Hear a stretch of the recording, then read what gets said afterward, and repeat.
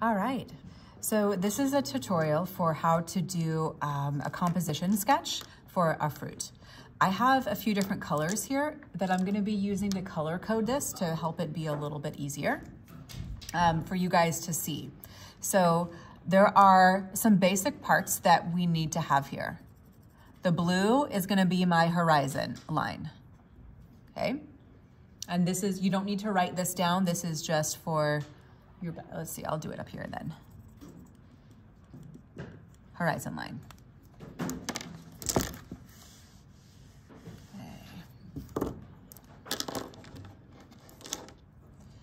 All right, then the green is gonna be my object. And then the orange is gonna be my cast shadow.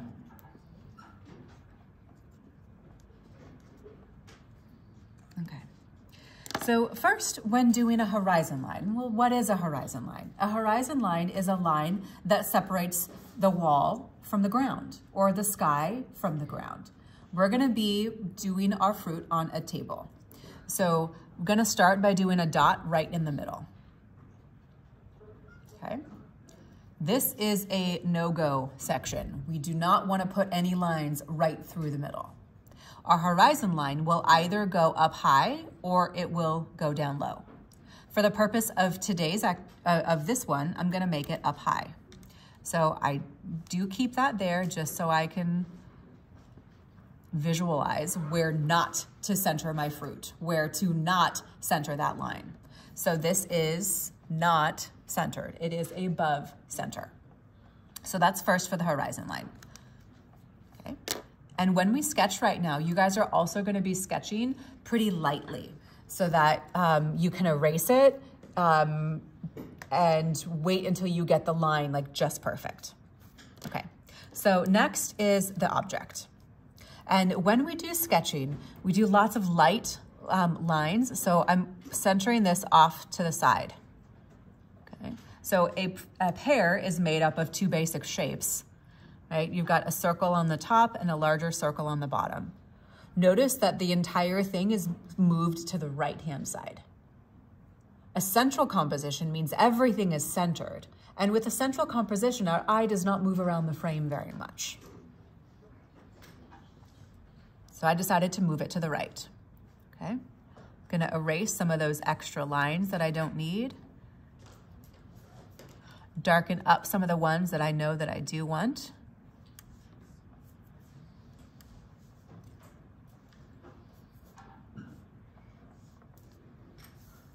Put a little stem in there.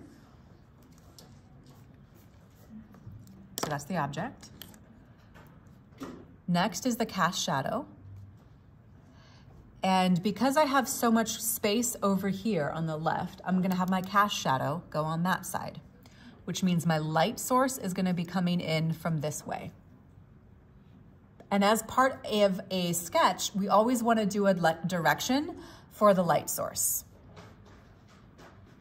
So, shadow is gonna go off that way, to the left. If the light source is more like this, then my shadow would go back a little further, like that. Okay. I'm gonna keep it up where it was before.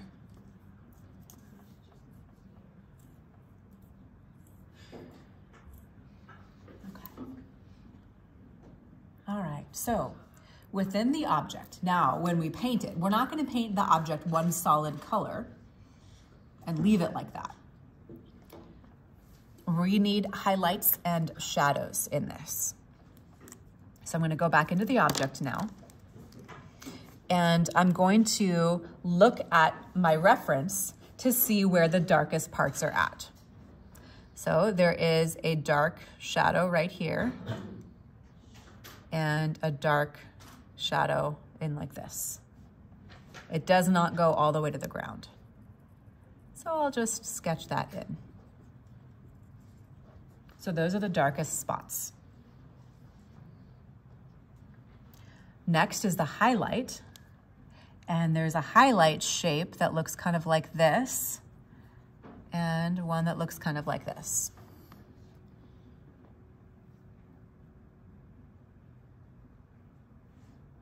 So in my object itself, when I paint it, I've got the main color that will be the entire pear first.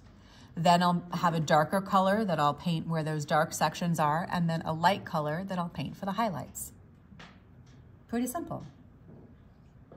Fruit can be complicated and challenging, but when you break it down to just these 3 different levels, it makes it a whole lot easier. So for the object, we have 3 values. Okay, so 3 values in the object. In the cast shadow, we're gonna have 2. So I've got the outline for where the shape is at, but then I'm gonna do another outline for the darkest part. And I'm gonna shade that in. And when you shade on the ground, all of your marks should go sideways. They should all go horizontal. It helps the ground actually look flat.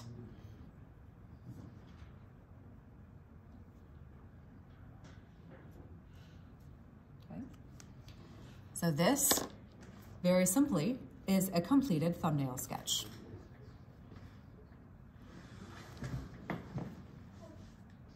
So this is an example of what I want you guys to do for each of the fruit that you guys choose. You're gonna need to have 3 different fruits that you're gonna be using. So you're gonna have 3 different pages, okay? We have on the front side, the large version, and on the back side, we are gonna do 4 different small versions. I did mine backwards. I started with the final sketch first. You guys are gonna start like this with the smaller sketches first. So with the pear horizon lines, I'm gonna do some different options of our horizon lines. I'm gonna do a one that goes low. I'm gonna do a high horizon line. Maybe I'm gonna do an angled horizon line. And then I'm gonna do one dead center, even though we're not supposed to. Gonna do it just so we can see.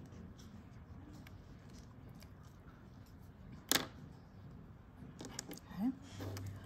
Next is with the object. I'm just gonna sketch out the object. So do I wanna put it to the right? Do I wanna put it to the left? Let me put it to the left on this one.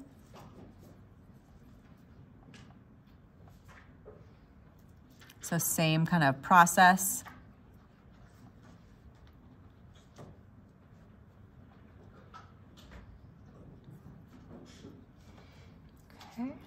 Then this one here. Each time you want to sketch your fruit pretty big.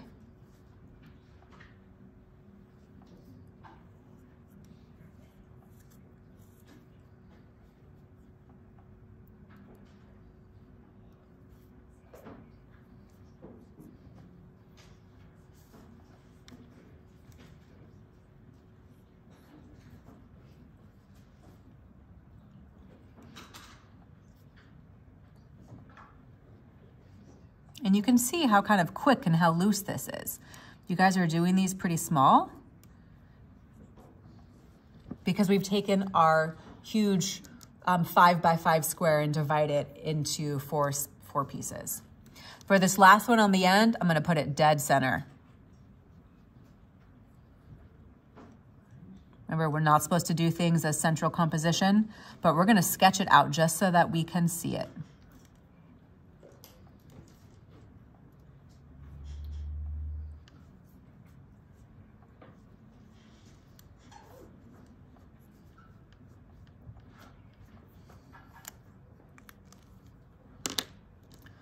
Cast shadow comes next.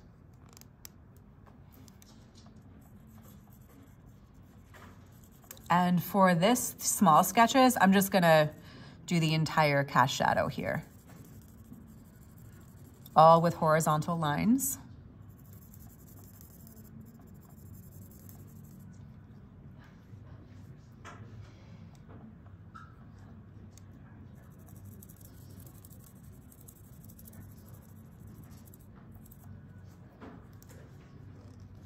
So we have 4 different versions, 4 different compositions of the same fruit. your task is to do 4 compositions of the same fruit, then choose which one you're actually going to do. Then do it large on the other side of the paper, just like we did first, but we did it backwards. Then you sketch it out on the gray paper. Okay, so if we do a pair, okay, you'll do 4 of them here. You'll choose one of these to replicate large, still in your sketchbook. Then you'll do the same thing on this, for real. Okay, and you've got 3 different fruit to do that with. You can see this process can be pretty quick. It doesn't have to take a really long time. But the purpose of it is to figure out where your horizon line is going to be, where the light source is going to be, where the cast shadow is going to be, and making sure that your fruit is very large. If your fruit is small, like this, that's a no. It needs to be large, okay? Your fruit could maybe be so big that it goes off the page like this, okay? That it's actually cut off by the frame right down here. That would be okay. Right? You still do need to have a cast shadow, okay? But it is okay to only have a portion of the fruit showing.